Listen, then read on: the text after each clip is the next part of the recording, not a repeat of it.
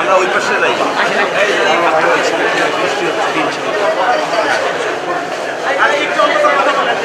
আমার আসামি নাসির হোসেন দোষ স্বীকার করেননি এবং আমার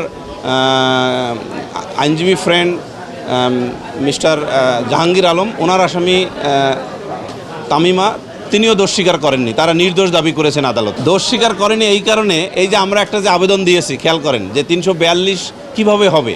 342 ধারা যে বলা হয়েছে যে আসামি পরীক্ষা আসলে জেরা এবং জবানবন্দি এবং জেরা উভয় মিলে আনডিসপিউটেড ফ্যাক্ট নির্ধারণ করে ইনক্রিমিনেটিং এভিডেন্স পরে শোনানো উচিত। তালাকের নোটিশ যথাযথভাবে পোস্ট অফিসে পোস্ট করা হয়েছে।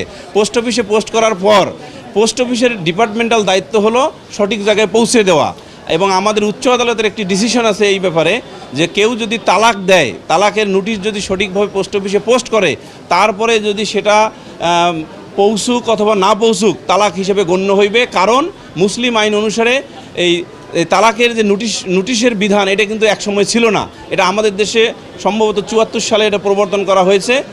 তার উদ্দেশ্য কি? তালাকের উদ্দেশ্য হলো স্বামী স্ত্রী আলাদা থাকবেন।